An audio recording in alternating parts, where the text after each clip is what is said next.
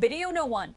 1 minute ago, this was still unthinkable. Now, it's openly being discussed inside government offices in Ottawa, Canada. America's closest ally, biggest trading partner, and longest-standing economic neighbor is quietly preparing for a future without the United States at its center. This isn't speculation. This isn't political theater. This is the direct result of decisions that have already triggered measurable economic damage on both sides of the border, and the warning signs are flashing red. In February 2025, Canadian travel to the United States collapsed by 40% compared to the same month the year before. That wasn't a slow decline. It wasn't seasonal. It was a sudden drop so sharp that border communities felt it almost immediately. Hotels that relied on Canadian weekend traffic went dark. Restaurants that once bustled with cross-border shoppers cut staff or shut their doors entirely. Gas stations, outlet malls, and tourist towns from Washington State to New York watched their lifeline disappear in a single month.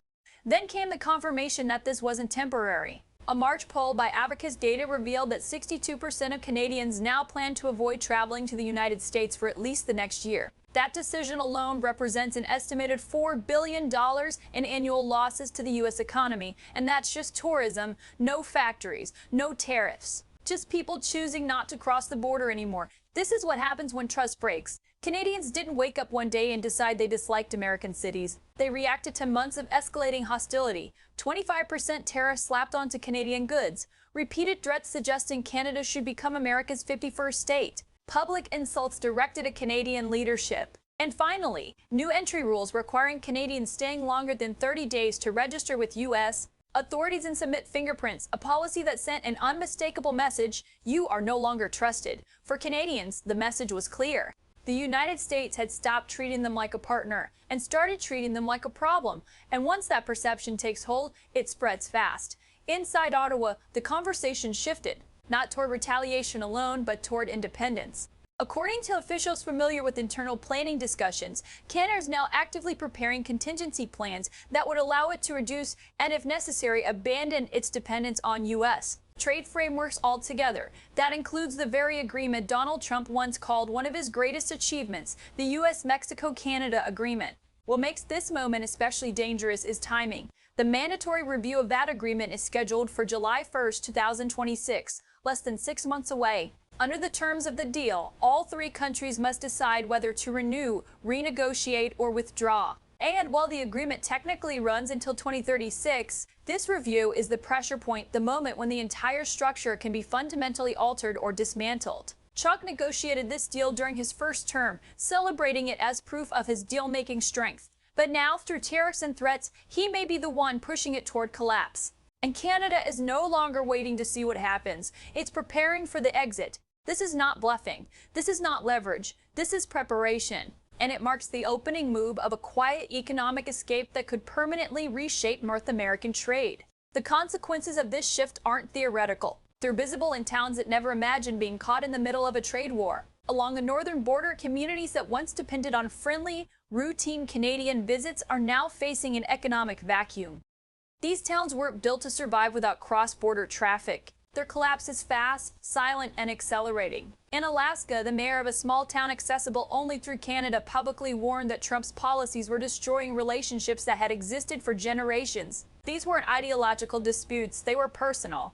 Families who had shopped, worked, and traveled freely across the border for decades suddenly felt unwelcome. And they responded the only way consumers can: by staying away. For American tourism officials, the fear isn't just short-term losses, it's permanence. Tourism behavior, once changed, rarely reverts. When families discover new destinations, new travel habits form. Canadian travelers who once spent summers in Florida or weekends in Seattle are now booking trips to Europe or exploring domestic alternatives. And once those preferences settle, the money doesn't come back.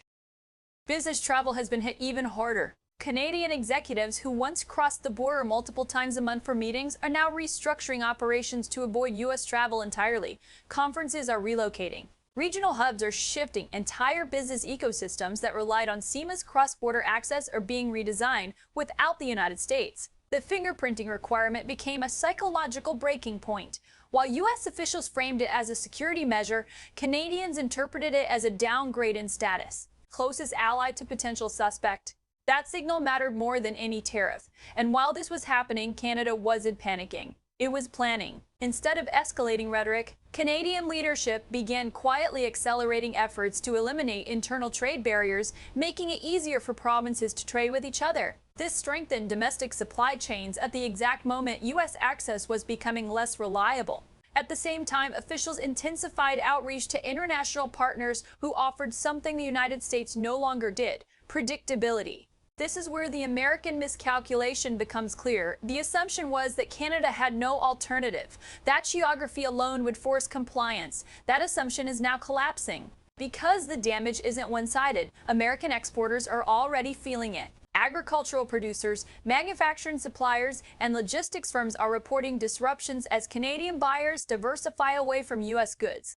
Not as retaliation, but as risk management. When tariffs can appear overnight, long-term contracts stop making sense. Canada isn't reacting emotionally, it's reacting rationally. And that's what makes this shift so dangerous for the United States. While Trump escalated pressure, Canada diversified power. The most consequential move came quietly without headlines. Canada secured entry into the European Union's massive defense and strategic procurement framework, a program worth roughly $244 billion. This wasn't just about military contracts, it was about trust, integration, and long-term alignment. At the same time Europe was questioning America's reliability, Canada positioned itself as a stable alternative partner. Negotiations expanded beyond defense into energy, critical minerals, advanced manufacturing, and technology cooperation. These weren't symbolic gestures. Draft frameworks began circulating. Working groups formed, timelines were set. Then came Asia. Canada strengthened economic ties with Japan, South Korea, and other Pacific partners, building redundancy into its export strategy. The goal was simple: ensure that no single country could ever again use economic coercion as leverage over Canada's future. This is the part Washington underestimated. Canada doesn't need to replace the U.S. overnight. It only needs to reduce exposure enough to regain leverage. And that process is already underway. Procurement decisions tell the real story. Canadian firms that once defaulted to American suppliers are now re-evaluating contracts. European vendors look more stable. Asian manufacturers offer competitive pricing without political volatility. Every shift may seem small until multiplied across an entire economy. According to Canadian officials, this isn't retaliation, it's insurance. And once supply chains change, they rarely revert. The friction of switching back is too high. Relationships, standards, and logistics adapt. What begins as contingency becomes permanence. Trump's strategy relied on pressure. Canada responded with options. The clearest sign that control has been lost came during U.S. trade hearings in December 2025. Over 3 days, nearly 150 American industry leaders testified about the future of the trade agreement. Their message was unified and desperate: do not let this deal collapse. Agricultural groups warned that losing preferential access to Canada and Mexico would be catastrophic. Auto manufacturers explained that integrated supply chains meant parts cross borders multiple times. Each tariff compounds costs, prices explode, competitiveness vanishes. One representative described the situation bluntly: there are no alternative markets capable of replacing Canada and Mexico at scale. None. Even Trump's own advisors reportedly expressed concern that he didn't fully grasp the math. In 2024 alone, trade under the agreement exceeded $1.6 trillion. Half of that involved cross-border supply chains. Disrupting them isn't strategy, it's self-sabotage. When asked directly about the agreement's future, Trump suggested letting it expire. The room reportedly went silent. The deal he once celebrated was suddenly disposable. For Canada, that statement confirmed everything. The risk wasn't hypothetical. It was real. July 1st, 2026 is no longer just a review date. It's a fork in the road. One path leads to renewal, stability, and partnership. The other leads to fragmentation, permanent realignment, and economic loss that cannot be undone. Canada enters that meeting with leverage it didn't have before: European partnerships, Asian markets, domestic resilience, options. The United States enters with warnings from farmers, from manufacturers, from border towns already in decline. If nothing changes, Canada can walk away, not in anger, but in preparation. And once that happens, the shift becomes permanent.